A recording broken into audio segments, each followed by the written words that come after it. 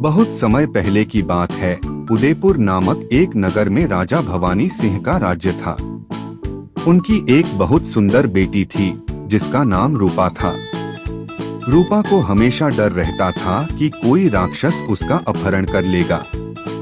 राजा ने उसका डर दूर करने के लिए अपने सूर्यगढ़ महल के चारों ओर सख्त पहरा लगा रखा था, पर राजकुमारी का डर दूर नहीं होता था। एक दिन एक राक्षस किसी तरह चुपके से सूर्यगढ़ महल में घुस गया और रूपा के कक्ष के बाहर पहुंच गया। रात का समय था जब रूपा का डर सबसे ज्यादा होता था। वह सो नहीं पा रही थी। उसकी दासियां महल के एक सिपाही दुर्ग के बारे में बात कर रही थीं, जो राजकुमारी को परेशान करता था और उसे उठा ले जाने की बात कर रहा था। राक्षस ने यह बात सुनी और उसे लगा कि दुर्ग ही वह दूसरा राक्षस है जिससे राजकुमारी डरती है। वह पता लगाना चाहता था कि वह दूसरा राक्षस कौन है।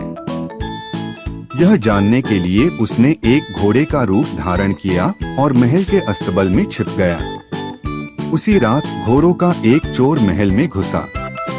उसकी मंशा अस्तबल से एक घोड़ा चुराने की थी। उसने अश्वरूपी राक्षस को अपने कब्जे में ले लिया और उस पर चढ़ गया। राक्षस ने सोचा कि यह चोर ही वह दूसरा राक्षस है और उसने बचने का उपाय सोचने लगा। चोर ने जैसे ही चाबुक चलाया, घोड़ा रूपी राक्षस तेजी से भागने लगा। कुछ दूर जाने के बाद चोर ने घोड़े को रोकने की कोशिश की, पर घोड़ा रुका नहीं और भागता रहा। चोर को शक हुआ कि यह घोड़ा नहीं बल्कि कोई राक्षस है जो उसे मारना चाहता है। वह घबरा गया। कुछ दूर आगे बढ़ने पर उन्हें एक बरगद का पेड़ दिखा जिसकी शाखाएं नीचे लटक रही थीं। जैसे ही अश्वरूपी राक्षस पेड़ के नीचे से गुजरा, चोर अपनी जान बचाने के लिए शाखा पकड़कर पेड़ पर लटक गया। अश्वरूपी राक्षस तेजी से आगे बढ़ गया।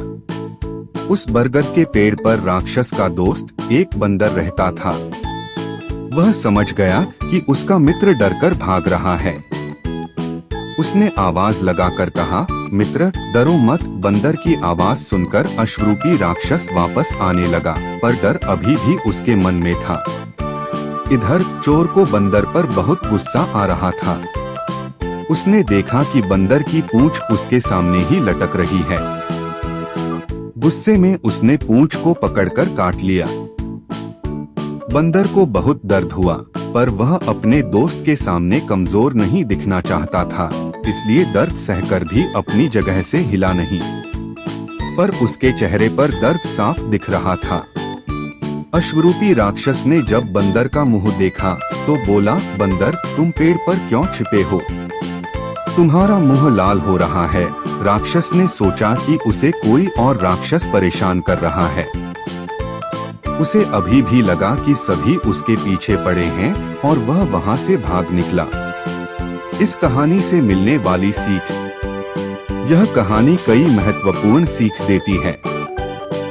गलतफहमी से बचें। कहानी में हर कोई एक दूसरे को गलत समझता है।